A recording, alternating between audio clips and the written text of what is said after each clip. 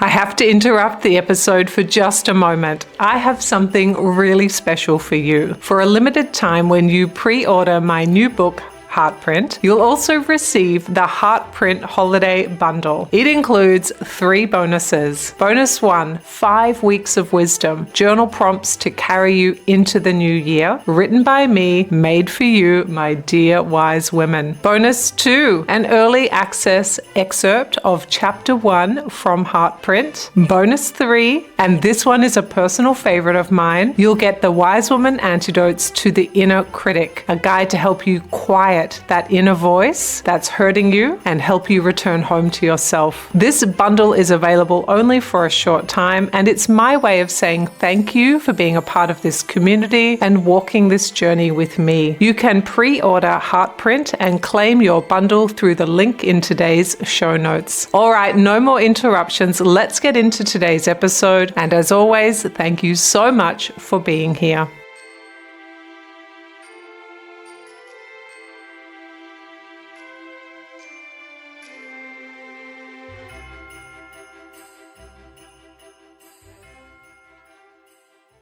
The holidays bring up so much stress for so many people, from both a psychological and mindset perspective. Why is this time of year so emotionally intense? One of the primary reasons I feel that it brings up so much stress is because we have this idea or this expectation of what it needs to be for us. And sometimes there's this expectation that it's a hallmark thing. I'm supposed to feel good. Should be exciting. Whether you're looking for inspiration, guidance, or simply a moment of reflection, you're in the right place. This is Wisdom Stripes. Do you dread the most wonderful time of the year? The holidays are meant to bring connection, joy, and laughter, yet for many people this season also brings stress, grief, old wounds, and the pressure to hold everything together. Today on Wisdom Stripes, we're talking honestly. We're not going to tell you to just ignore Aunt Sarah's comments, and we will teach you how to stay grounded when the season feels heavy or complicated. I'm Meg Tuohey, and I'm joined by 2 powerful women who bring both spiritual and clinical wisdom to this conversation. We have Monique Coach Mo Poole. She's a transformational mindset and energy coach with more than 2 decades of experience helping people break old patterns and return to their authentic selves. Her own healing began after deep childhood trauma and a spiritual awakening through agape, and she now guides others to move from overwhelm into self-mastery. Alongside her is Paula Rao, a licensed professional counselor, trauma specialist, and Gottman Level 3 relationship therapist. With a global perspective shaped by her upbringing in India and extensive travel, Paula helps individuals and couples build emotional safety, strengthen boundaries, and live in alignment with their values. Together, Mo and Paula offer a rare combination of spiritual clarity and psychological grounding. They understand why the holidays can feel triggering and how to navigate family dynamics, grief, and emotional stress without abandoning yourself. This episode is about handling the holidays with more intention, compassion, and truth. Whether you're facing conflict, loneliness, or old patterns resurfacing, this conversation will support you. This is Wisdom Stripes, your no-nonsense, fierce fairy godmothers, turning pain and confusion into clarity and confidence. Okay, welcome Coach Mo, welcome Paula. How are you both today? You're doing well and so excited to be here. Yeah, I'm going to have to second that. I am absolutely fantastic. Yes, it's going to be amazing. And we're going to dive right in. We should do a disclaimer. The 3 of us know each other very well. Paula and I have worked together for, I think, more than 5 years, and Coach Mo is like 2 or so years. And we work very closely together in the company and making relationships work. So we do this conversation with our clients all the time, and we wanted to offer this conversation with all of you so that you can have a different type of holiday experience this year. Now, having said all of that, why don't we dive right in? Let's unpack the holiday experience, because Paula, the holidays bring up so much stress for so many people from both a psychological and mindset perspective. Why is this time of year so emotionally intense?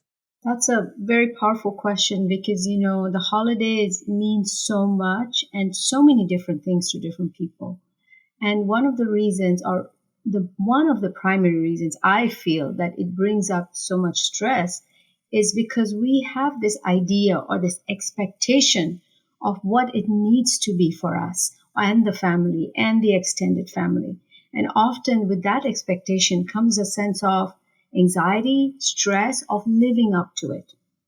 Also, I think with holidays comes a lot of social and financial pressures for many families because we feel, again, that feeling of we have to do these things. These are expected of us. These are things we have to do. And then comes, family dynamics and social pressures. And one of the big things about social pressures is we live in a world where we see this idealized version of how everything must be and ought to be. And there is no musts and shoulds because holidays are what it means to us. And we often forget that and we move further and further away. And we do this thing called social comparison. We see other people's pictures, we see magazines, we see so many things. Now, those are all good idea spaces probably for some, but for most people, it becomes like a pressure or an urge to live up to something. And I think the final thing is, holidays also often bring out a sense of loneliness for those who do not have that kind of infrastructure or social connections. And along with that comes a disruption of routines. So there are so many levels to why holidays can be stressful. And there's no one thing, but I think these are some of the things I feel that I've heard people talk about and seen around me. Yes, agree, Paula. Let's go across to Coach Mo. You're going to bring a perspective that I know will support what Paula's saying, and you're going to look at it through a mindset lens versus a clinical lens. So, Coach Mo, tell us about why the holidays bring up so much stress for so many people. Yeah, absolutely. Everything Paula just said, it's a cocktail. It's like the perfect storm for dysregulation. So the disruption of the routines for our beautiful neurodivergent family and communities, that alone is a lot on your nervous system. And sometimes there's this expectation that it's a hallmark thing. I'm supposed to feel good. Should be exciting. And we're really overshooting the mark for our own capacity to withstand everything that comes along with it and still do it with ease and grace.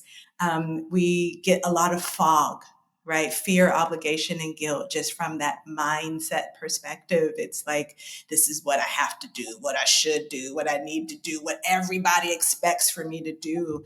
And so I think the combination of, as Paula mentioned, those very real internal dynamics and social cues with the internal experience and dialogue of the expectations of your nervous system, of the fear, obligation, and guilt, just truly create like a Molotov opportunity to get dysregulated, right? Or to be stressful or to have a tough time. Yeah. Could. I think the other piece that maybe threads through this is that we are at the age and stage of life where it falls on our shoulders. We are the leaders of our families. We deliver the experiences.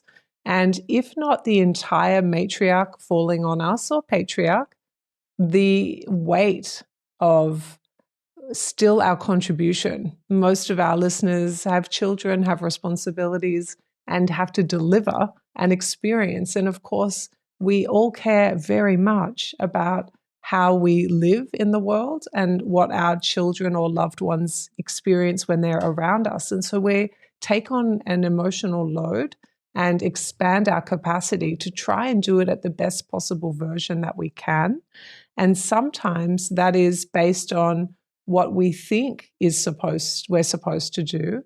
And we notice all the shortfalls. We notice that we might need new decor, or we might want to invest in Elf on the Shelf this year, or we might like to deliver themed dinner table with wrapping. And all of those things are additional extras. And we can sometimes get caught in trying to do all the things because that is something that brings us joy. And also it's on top of our human experience of going through the holidays and what that means for us, and also all of the other end of year things that come along with that. And already just the three of us talking, I'm feeling a little overwhelmed. And so I feel like that's a pretty reasonable experience, don't you both? I agree. And as you were talking about those things, Meg, there was one more little thing that often gets unnoticed or stays on the side that we don't talk about the holidays. It's also the changing of the seasons. SAD, or the seasonal affective disorder, is also one of the things that happens during the holidays to many people. Clinically, we see that a lot because the days are shorter for most of us in this part of the world. It's colder, and reduced light, and increase in commitment and running to get everything done often leads to that burden. So it's natural that we as human beings feel like this is heavy, this is tough for us right now. Well, even just saying all these things, Coach Mo, I just see layer, burden, burden, burden, burden, reduce capacity, reduce capacity, reduce capacity. And so what's left? And then also, how do you enjoy what's left with such a limited amount of energy in the tank? That's what I'm noticing. Mm-hmm. Me as well. And, I got this little insert coming in. It's like another layer is social media, right? Like that is like just a staple of what ties all of the things that we stress together because you're inundated now with unrealistic expectations or things that don't represent you or things that are outside of really your paradigm or your dynamic at the moment. So yes, we're just slivering or spending spoons in advance already. Yeah, we are writing checks that perhaps are hard to cash. Yeah, how about that? Okay, well, let's talk about how the community of women and men, the community of people listening to this podcast, are very much interested in growth, wisdom, learning, expansion. That's our community, that we all share this sort of same value. So how do we protect our growth? How do we hold on to our emotional progress that we've been making all year? We listen to episodes of this podcast. We're doing the work. That is generally all of us that are interested in this topic.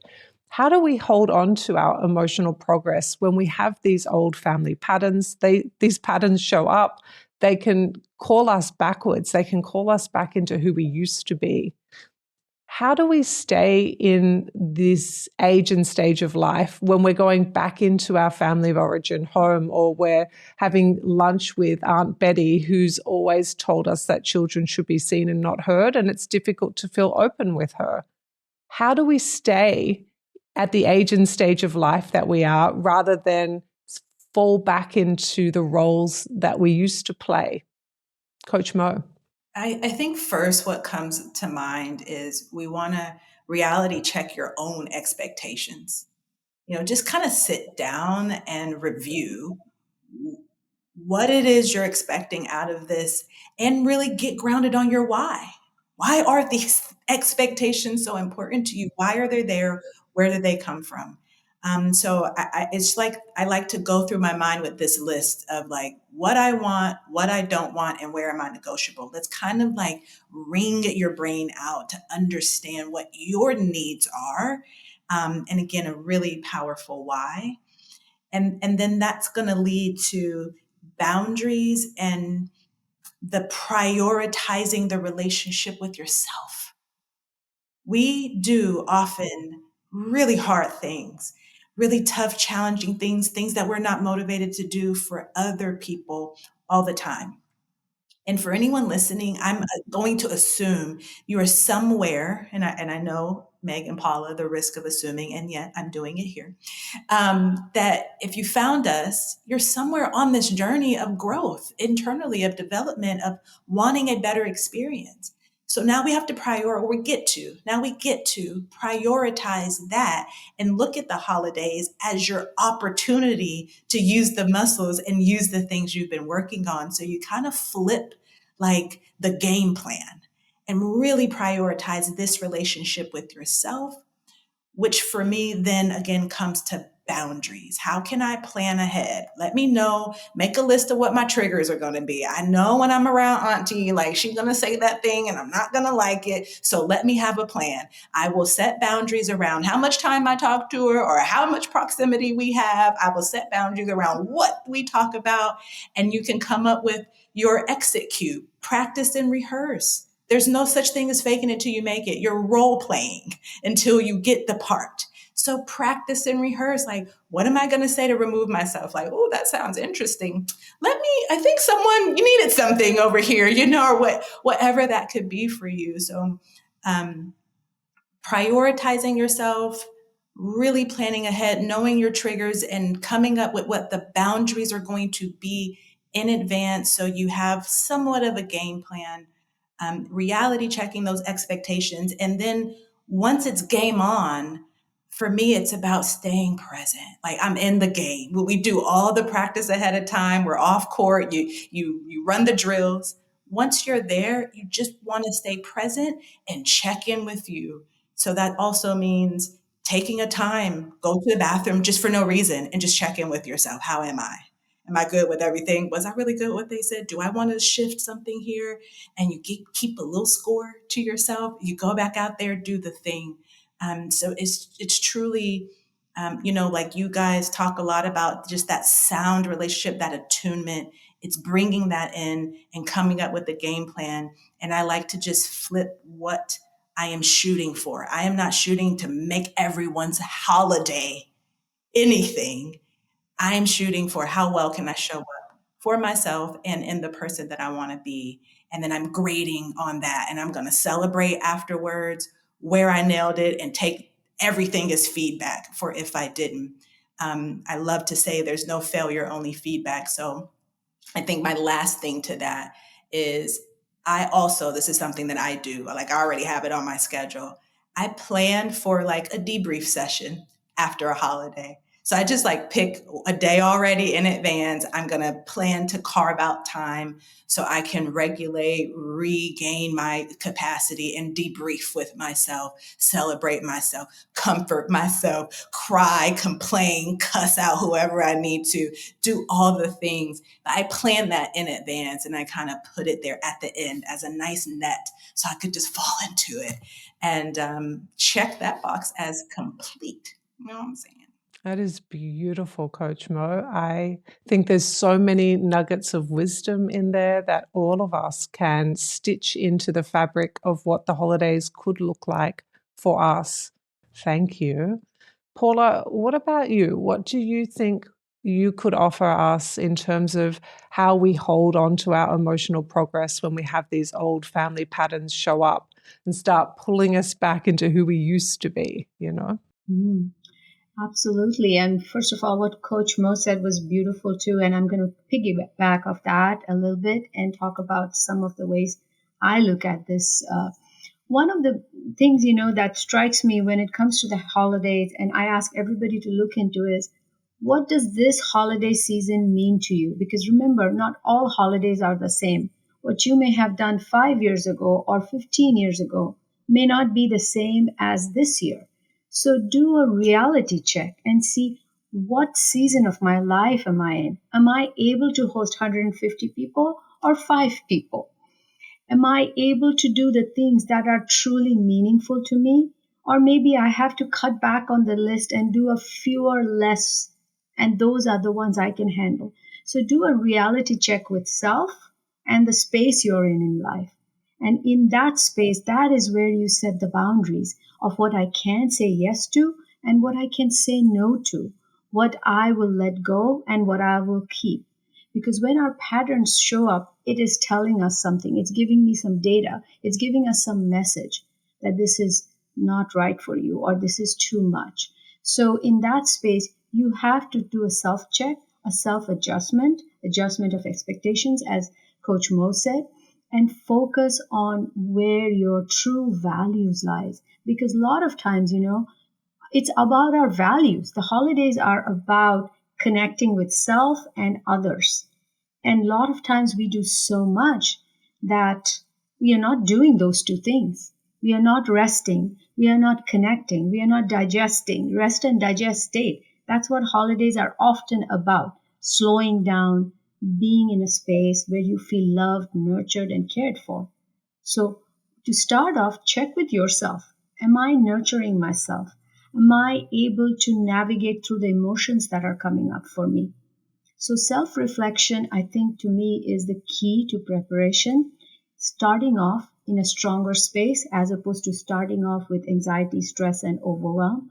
So, like for everything, we prepare first. If you're going on a marathon, if you're going on a journey, you prepare and get yourself ready. So I know it sounds like a very structured thing for many, but I say start thinking about it in October. Prepare. What is the holiday going to look like for you? And then communicate that to people. Because if your old patterns are showing up, they're telling you something. So focus on that. And the other thing is take time to go do the things that give you joy. I know it sounds being self-focused for many, because many women, men, people will say, I don't have time for me. It's all about the people around me, my family. But, take time to focus on yourself and see, what is it that gives me joy? Maybe it's a few minutes outside in nature. Maybe just spending time reading your favorite book or looking through a photo album, whatever it is. Slow it down, because your patterns are, again, telling you something. Are you listening? I think we're not listening. I think what tends to happen is we painted this picture so beautifully of all the things that we write a check for across the holiday period.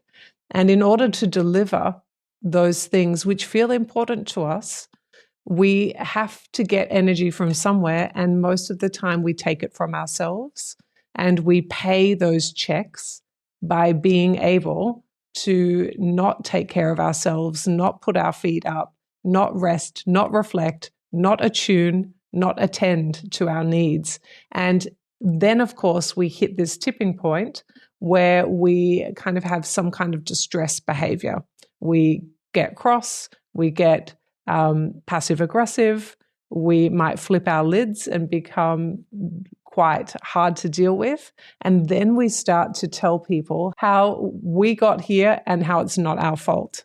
So we start to blame. Our defenses come up in protection of the energy we've spent that we haven't recovered. And we say, well, it's your fault. It's your fault I feel like this. It's your fault I don't have energy. And you haven't even noticed. You haven't even noticed what I've done. You haven't even noticed the checks I've written. You haven't appreciated them. And we can turn into a coping mechanism which doesn't match with who we really are. It is a way to cope with how far we've extended ourselves. And that, I think, is the epicenter of a lived experience all of us can relate to. Either we've done it or we've seen someone we love do it. And that is very distressing at the holidays, isn't it? So if I was to ask you first, Coach Mo, where would we go when we've got ourselves to that point, when we're in that overwhelm? We're triggered. We're not just overwhelmed with the load. We're actually now falling into these unhelpful coping behaviors that all humans have. And we're defensive, we're critical, we're contemptuous, and we're dismissive. And we are therefore really cross. And it's usually not at ourselves, although it can be. We usually make it our friend, partner, husband's problem, or our parents' problem, or our children's problem. What do we do when we flip our lids?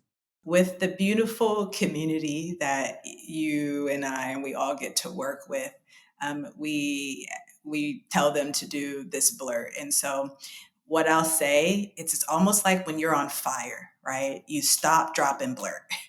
And so it's like you stop what you're doing. Stop right there. Like the minute you become aware, you stop right there.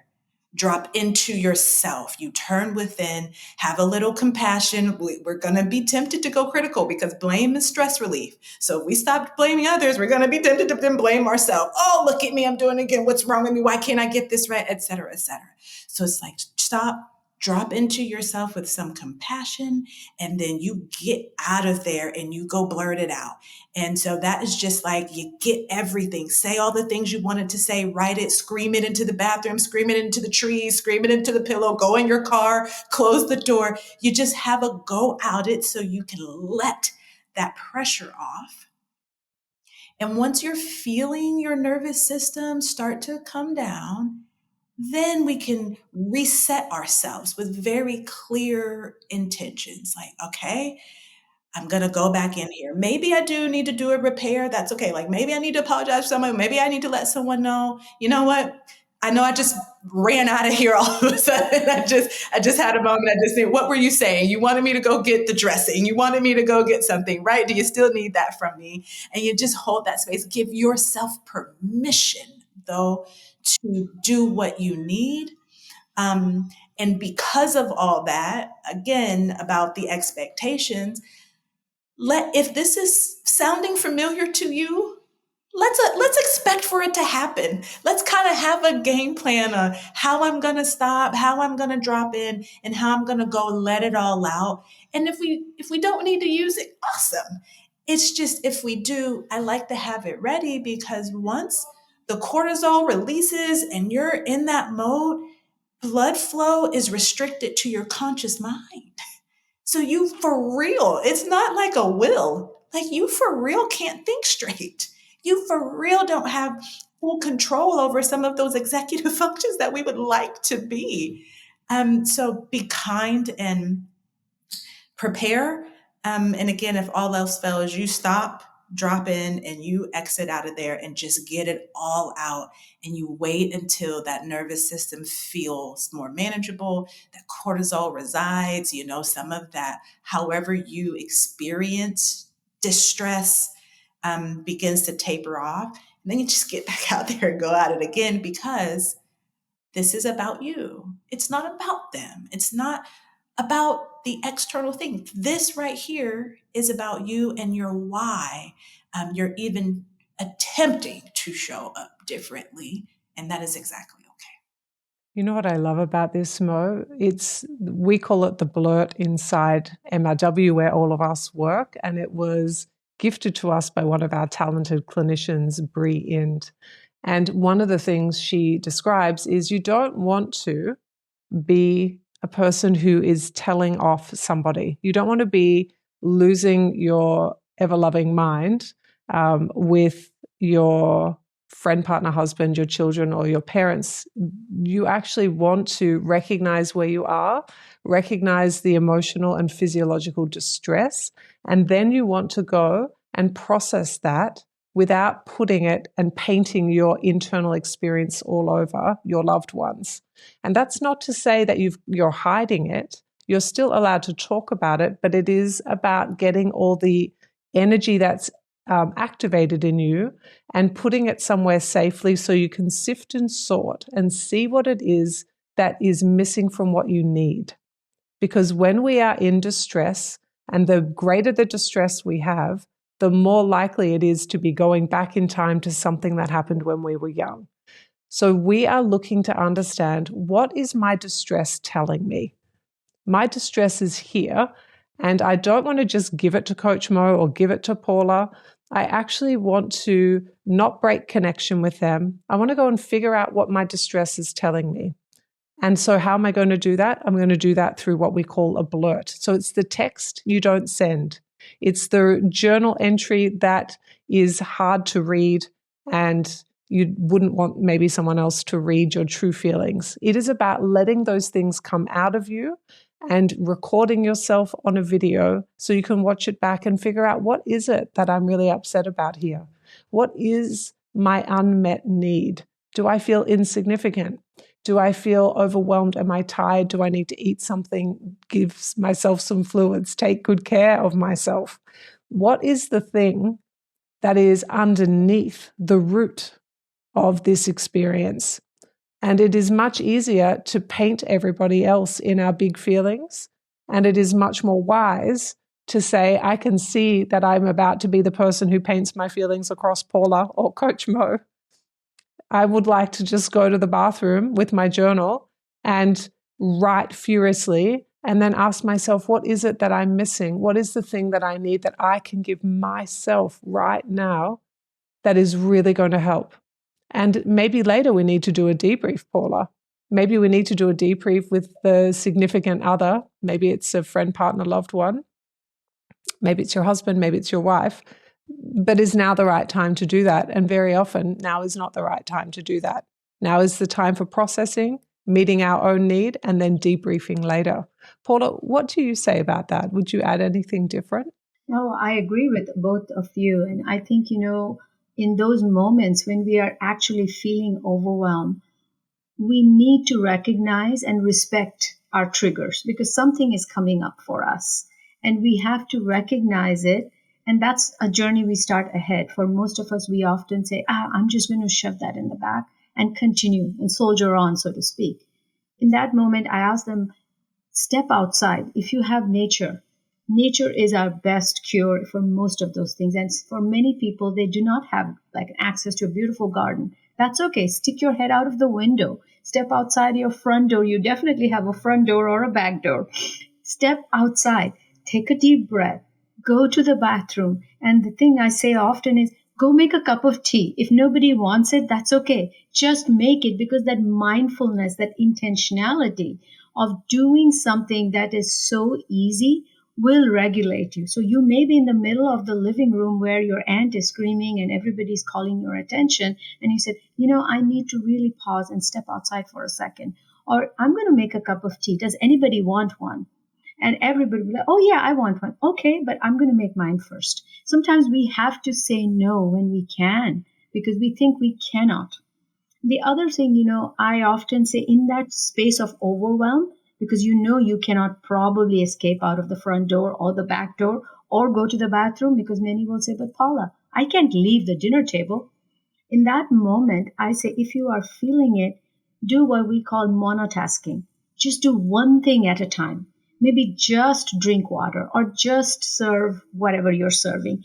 Do not let your brain go into the 500 other things that you are probably being called for. So stay very intentional. Intentionality is the word. And it's kind of like left foot, right foot, until you can retreat into the bathroom or the back door or the front door. So that's something I say. And, there is another thing I love to say to myself. I do this. If you are going into a space, a family or someone's house, and it's not your own, and you have mixed feelings about that, you're already feeling overwhelmed getting in through the front door, here's a saying that I have for myself. Just show up for the occasion. You don't have to prove anything. You don't have to do too much. Just show up to honor the occasion. Hold back as much as you can. You do not have to prove anything, because you're just there to honor somebody. Maybe it's your parents, maybe it's your friend or somebody else. So just show up and do as little as you can, that monotasking. Just eat, just nod your head, just step into the bathroom if you need to, and then leave. When you are feeling like you're reaching the threshold, make a curtsy and leave. That's beautiful. We're in a space where I feel like it's a natural place for us to go to talk about navigating grief, because we're talking about when it's difficult, and we're talking about when it's overwhelming, and when we react in ways where we kind of flip our lids, where we lose our sense of wisdom and that anchor to our HeartPrint. We've lost that, right? And grief is alongside or adjacent to this experience. And there are those that are going to come up to these holidays where they're grieving a loved one or grieving the life that they hoped for. Perhaps that's not available for them anymore. I'd love for us to talk about grief. I'd love for us to talk about how to support ourselves to move through a season with compassion. and to be able to perhaps honor the loss as well as be present with the loss, as well as enjoy, where possible, the experience of the holidays. So, Paula, why don't you kick us off here in terms of what do we do when we're grieving someone or something? Yeah, of course. The holidays often bring out the dear departed or the journeys that we felt we weren't successful in, whether it's a relationship or a commitment and so on, even jobs. So when we get to the holidays, again, I would go back to what we started off saying first. Ask yourself, what do I need? What is this season asking of me? And what can I show up as? Yes, we have to grieve if it's somebody who's departed, who's no longer with you. I think honoring grief is something we are not taught very well. When I say honoring, I do not mean just sitting and crying about it or just going on and on. It's about honoring that relationship and maybe remembering things that made that relationship so beautiful for a person, or that space so beautiful that you're grieving now. So the grief part is telling us something. We use this approach of therapy called IFS, which is internal family systems, where we say each of our emotions are like parts of us. And each of these parts are telling us something. And most of the time we like the happy, the joy, the exciting, the adventurous parts, but we don't seem to like the grief, the anger, sadness. And that is where, our struggle lies, because we try to shove them away, put them away in the basement, but they are telling us stories and we have to sometimes listen to it. But also at the same time, look at what is that story coming from? Where is it coming from? Was there a beautiful relationship that I'm forgetting and I'm only remembering the loss? So honor that relationship, honor that experience, and acknowledge the grief. And with that, give yourself enough time to do your self-care. Because we talk about the word self-care all the time. And the truth is recognizing what do I truly need now? And also reaching out to people, asking others for help. Reach out to a friend or a loved one or a neighbor and say, hey, I'm home alone this holiday. Is it okay if I step into your house for a few hours? Or go find something that you can do that doesn't keep you in the grief space. Because, our brain, our beautiful brain, goes with where we go. So if we sit in the grief space, it stays there. But it then doesn't see the joy, the optimism, the opportunity. So seek out support if you need it. Do not be shy. Do not think you are being weak or too vulnerable. There's no such thing. Because self-compassion is key to our survival. If we don't love ourselves, we can't love the world or the people around us. So I say take time for yourself. Give yourself the gift of time and care if you are feeling overwhelmed. And, finally, understand that our distractions often make us feel more grief during the holidays. Minimize social distractions and social influences. It's literally one of the ways why many people feel like I'm missing out. I'm losing out, I'm not enough, because I'm not able to show up that way. So minimize social distractions or any distraction that makes you feel that it's going outside your window of tolerance in that space. Really beautiful, Paula. What about you, Coach Mo? What would you contribute to this? I was just riding that with you, Paula, and yes, yes, yes, yes, and yes. What would be my contribution? What's coming through is I have kind of a framework I'll share around grief. In my noticing, it appears to be the human equivalent of a software update in our computers or phones. So it's like whenever our computer or a phone has a big new set of data that might contradict a lot of data that's already there, we have to go through a software update. And we have to shut the computer down because if we try to use it while it's updating, it will glitch. It'll be half the screen or sometimes it's not working properly. And so the computer will go through all the old files, extract anyone's relevant to this new information and try to reconcile that. And so I find this to be true with us. Whenever there is like a huge new set of information or data, someone was there and now they're not. Some relationship was there and now it's not. And I had a vision in my mind, like a picture, a story. It's already set in the future that was going to be there, and it's now it's not. Your brain, like a biological function, it needs to integrate and update that new information. And we don't get to shut down like a computer, so we will glitch. We'll be cool one minute, crying the next minute, apathetic another minute, on top of the world. And it's just like you'll notice these roles as you're integrating. So Paula kept saying honoring. And to me, that framework helps me honor, one, the importance of grieving. It's nothing wrong. It sometimes can activate this alarm and you'll feel like you're experiencing something. And so that framework helps me honor the importance of it. Like, it's cool. My brain's doing this thing for me, and I get to grieve. And with that, then you set parameters around it. The same way your phone will tell you 2 hours, you got 2 hours, you got 45 minutes, you got 10 minutes. Set some parameters around it, like really carve out time and space and say, okay, this is my grieve time. And you sit and you let it come. Sometimes the emotion comes, sometimes they don't. And you have that routine so you can begin to glitch within the boundaries, and not when you're at the grocery store and you pick up that can of peas and it reminds you of the peas you went with, and then we fall apart in there. And then we invite that balance, like Paula was talking about. I have my time for grief. I want to be intentional about it. I want to allow it, welcome any emotions, give myself permission to update. And then after that time is up, okay, now what do I need to do? Maybe I need to call a friend. Maybe I go for a walk. Maybe some insight came up and I write it down. Maybe I can reflect on how awesome it is to be missing someone. I do that like with my daughter when I have to leave. She's like, I'm going to miss you so much. And I'm like, I love missing you. And she's like, what? You'd like to leave? I said, oh no.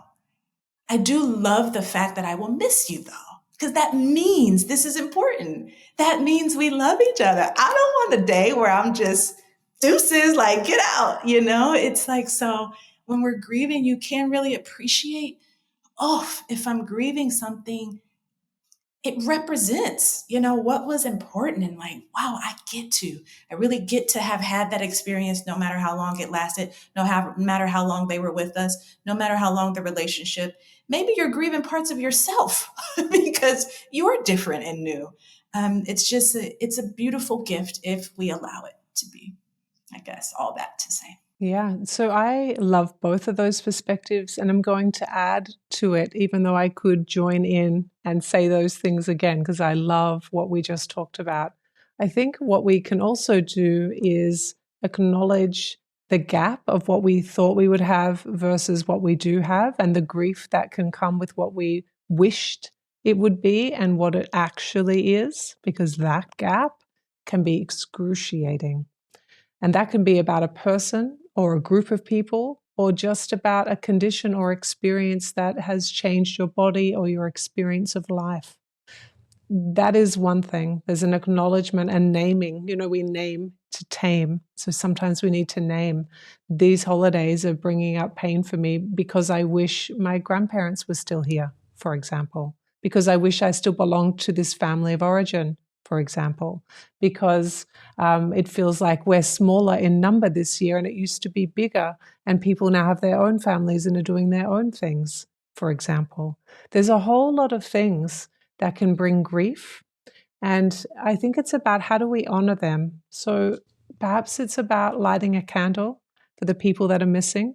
Perhaps it's about doing a toast for the people that are missing, or the times gone past, the good times that we've shared, and now we're in another season of life. And so we're looking ahead and enjoying, and we're looking back and enjoying. Sometimes there's a group ritual we can do as well as our individual rituals that allow us to all acknowledge that, our eldest child has gone to college, or our oldest child is doing exchange and spending the holidays in another country. And gosh, that's different. And so we just want to make space for that to be acknowledged and our feelings to be experienced, and then also to have something else to look forward to within that time, because there will always be this one rule, which is nothing stays the same. And so we then might, to your point, Coach Mo, we might invite ourselves to enjoy this year, knowing that next year is not a given, that everybody around the table's here next year. So perhaps we just take a moment and soak this up, because actually we get to have this year. And even the difficult means that probably next year will be easier. And so we get to know what it feels like to be in a difficult context. Okay, well, that means I've got work to do. That's an invitation for reflection or growth, for example. So we just want to acknowledge and partner with what it's like, whilst also recognizing it won't be the same next year, because you won't be the same. And so you'll make something different. And we have gratitude for what we have, gratitude in advance for what might come, and also just that deep acknowledgement of the human experience, which can be very challenging. And we can often outrun it until certain times of the year where there are spaces where things stop, and therefore we see. And therefore, we get to notice what's important to us, what's underneath our big feelings, what the needs are that are not being met, and maybe how big our distressed behaviors are indicates how important this was, or how long ago this happened that maybe needs our care and attention. And next year can be the year that we work on working through that experience. We say, okay, I can see that if I want to experience this differently next year, I'm going to need to focus in the next 12 months in this space. I see that, my dear self. I'm on it. I got it. Okay. And so we can partner with ourselves alongside our grief to plan or use that grief and energy into what we call post-traumatic growth, which is the ability to turn something perhaps that doesn't feel very beautiful. We can honor it, back to Paula's point, and we can repair it where we can still see the cracks, but we've got it filled with gold. And I feel like that can be another piece of being able to navigate grief when it comes up.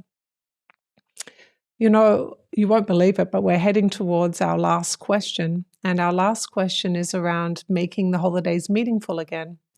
And, you know, we've probably covered a lot of it within it. So perhaps it's just one main thing people could do. And I'll start with you, Coach Mo, around what's one thing people could do to reconnect with what matters most so that it feels meaningful instead of draining, instead of performative, instead of task-based deliverables? How can the holidays be meaningful again? I think this has been mentioned a couple of times, and for me, that comes back to connecting to your values and understanding what is actually important to you, separate from the obligations or the guilt or the pressure. I started out doing all of these things for a reason. What was that? Oh, is it family? Was it connection? Okay, cool. Then how can we get the same result in a different way? And so maybe instead we come up with something where we all cook a meal together. Everyone cooks their own meal, and we do a little like chopped, we have like someone judging it, and we can create a new tradition. Maybe we build a memory of watching a movie together, and this will be our movie that we watch every holiday now, but we don't touch it until the holiday comes. It's redefining and identifying your values and then inserting them into these very simplistic ways that, again, you can get the same result in a different way. Paula. I love what Coach Mo said, because that's one of the number ones. So if I were to follow from that, I would say another thing somebody could do is really understand, what am I wanting to show up as in this holiday season? Who am I, and how do I want to show up? And in doing that, in order to show up that way, of course, the first thing you have to do is give yourself some self-compassion and be super possessive of yourself. Again, I know I'm repeating myself, but be possessive of what you can and cannot do based on your values, as Coach Mo said, and prioritize yourself first. Because if you do not exist, none of this matters. You're not going to show up as the best mom, the sister, the friend, the parent, etc. So take care of yourself and give yourself self-compassion to know what you can and cannot do. And in doing so, be realistic with where you are in that season of life. Because if you don't love yourself and take care of yourself, you cannot show up in that joyous space or the space you want to be in. So that's what I would say. If we were doing this internally as a conversation with our clients, which all three of us have done thousands of times, we would talk about the yeah buts. Mm-hmm. And we could imagine that a yeah but would be, yeah but Paula, yeah but Coach Mo, yeah but Meg, I don't actually really like myself. I don't show up that well. I've done damage over the holidays past. I have literal evidence of why I'm not a good person, that I'm not good enough actually, and that this is going to be really hard. And I'm probably not going to do that great a job. And maybe I already have a story about myself that says, you can teach me all of this, but I can't learn. I'm not like that. Good for you that you are. I can't do it. What would you say to that, Paula? And then we'll cross to you, Coach Mo. If somebody says that to me, and which I've heard being said, I often say, if you can do one thing, and that is what I'm asking of you, if you can ask yourself way before the holidays or during the holidays, what is that one thing I can do today for myself that'll give me a little bit of joy, a little bit of calm, only me. The rest of the family will have to wait right now. I'm talking about just the self. What can I do? And I would say often it may be just carve out 5 minutes in the morning and 5 minutes at night. Step outside in nature or read that book or watch your favorite funny show. Many of my people I talk to, they say they love to watch Friends. And apparently that show Friends comes on very early in the morning. So they say that they wake up before the kids just to watch that 5 or 10 minutes of Friends while they're making the breakfast or making their cup of tea. And to me, that is powerful. I think we have ability to do that 5 or 10 minutes of that little space for ourselves. And if somebody tells me, which I've been told, that I don't have that 10 minutes, I often say that you don't then have a life. If you cannot allocate 10 minutes for yourself, then you don't have a life because you are living in someone else's story then all the time. So come back to your story for 10 minutes for me and then for you, if that's how you want to do it. So I say give yourself 10 minutes, and that 10 minutes is pure joy, pure regulation, pure self-care. And if we can do that maybe once every week or every day before the holidays, and then when the holidays come, if we can intentionally practice that, because by then our brain would have learned that pattern. So preparation is key, of course, but if you haven't done it before, that's okay. But during the holidays, intentionally do that, because that is the smallest and the easiest gift you can give. Time for you, time for self-care. What about you, Coach Mo? I was seeing the person with the yeah buts, and it's really activating my heart on this one, Meg and Paula. So,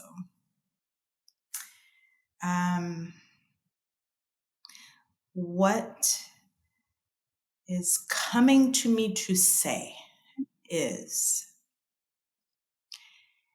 yes, there's a part of you that says I'm not good enough to do this, that we all can do it because we're here already, that you don't have the skills, et cetera, et cetera.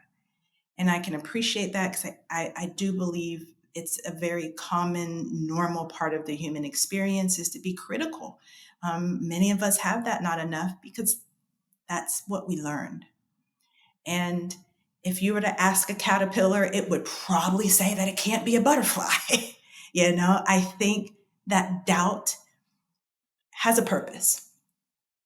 At the same time, if you're listening if you have a desire to do these things that you're hearing, then that too is for you. There's a brilliant woman I know, Tuohey, who often says that we don't dream a dream that's not for us, that you cannot. Like for me, I don't wake up thinking about how to save the whales. It's not on me. And plenty of people do, and I think that's fantastic. It's not on me. So if you're having a dream or a desire to step into this frame, to step into these skills, to step into these tools, then I would say you already are. You already can, because that calling is coming from your future self that knows.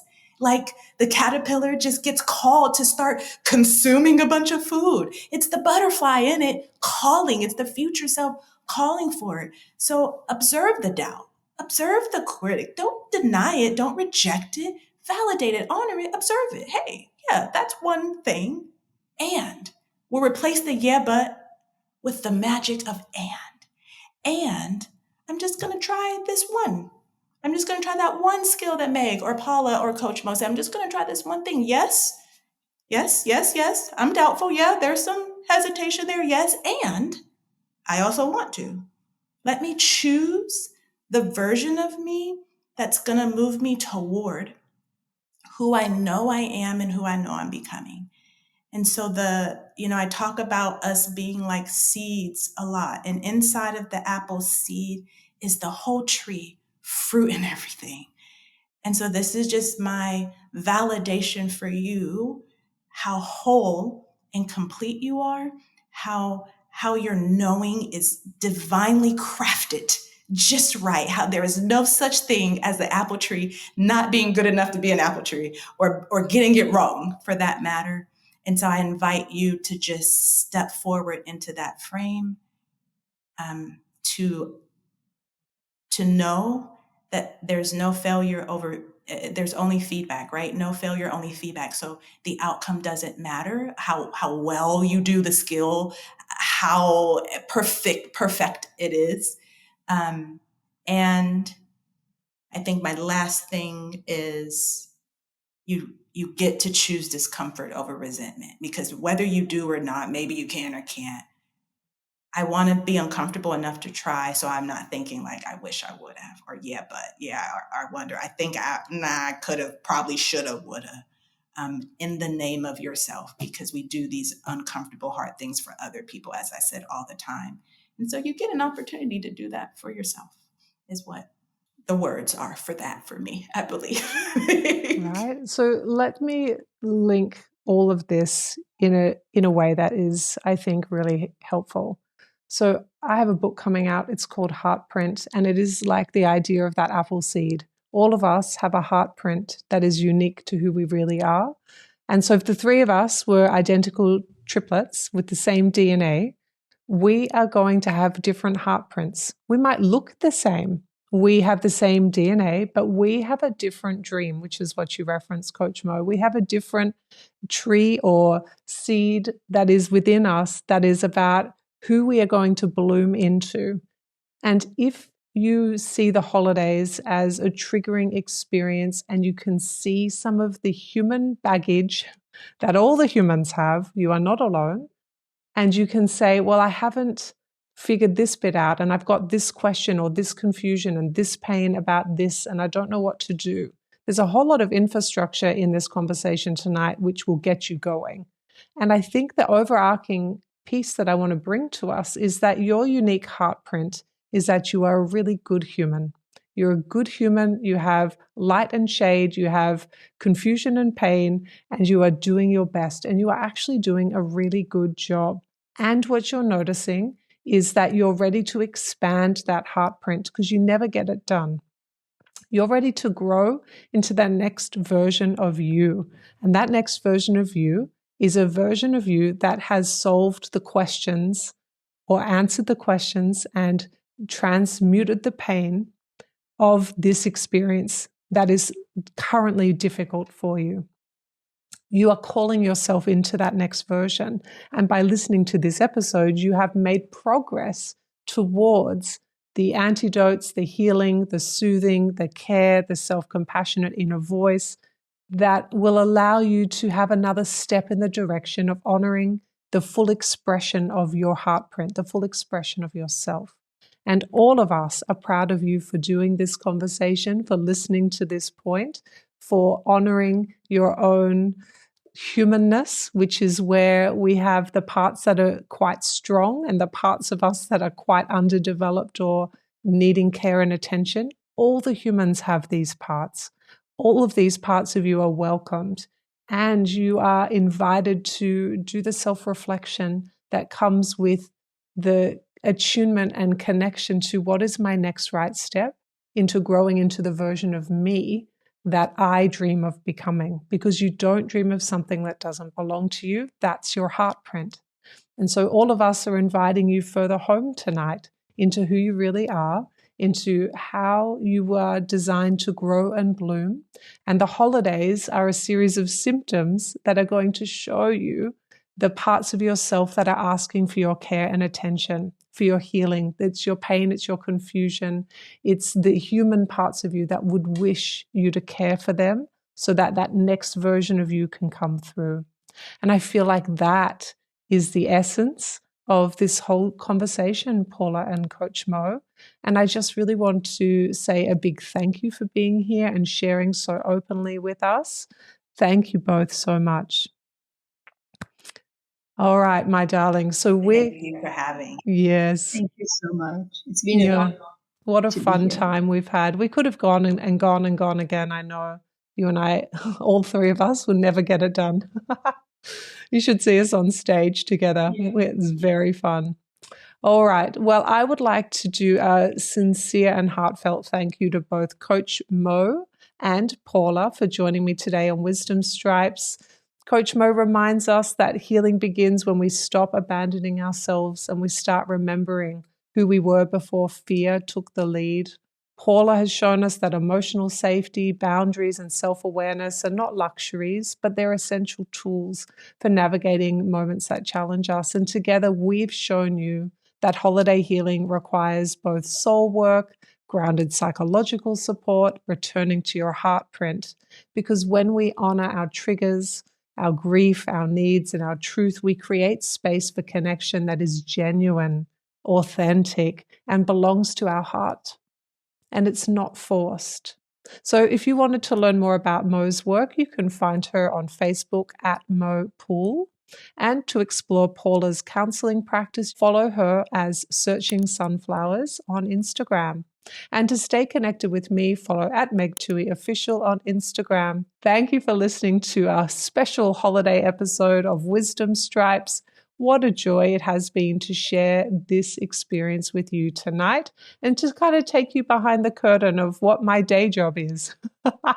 Because Wisdom Stripes is my fantastic hobby, but this is my core work that I do day in and day out with both Coach Mo and our beautiful clinician Paula and a whole team of other clinicians and coaches. I know you've met Deb, Coach Deb, who has done the episode where she interviewed me. But there's a whole other team of like 30 other clinicians and coaches that you haven't met. But today you got to see some more of my inner circle and the work that we do. So thank you for listening to Wisdom Stripes. I'm Meg Tuohey, and I hope you gained a little wisdom today. And may you have wonderful holidays that allow you to guide yourself home that bit further into your HeartPrint. And if you would like to pre-order my book, HeartPrint, you can see the link in bio. See you later, everybody. Happy holidays. As we wrap up today's episode, I want to leave you with something powerful. Every insight we've discussed today, it stems from that quiet knowing within you. That unchangeable essence is what I call your HeartPrint. If today's conversation on Wisdom Stripes has stirred something in your soul, I want to invite you deeper. My new book, HeartPrint, is the next step in your journey. A story that will help you remember and trust who you've always been. Visit MEGANTUOHEY,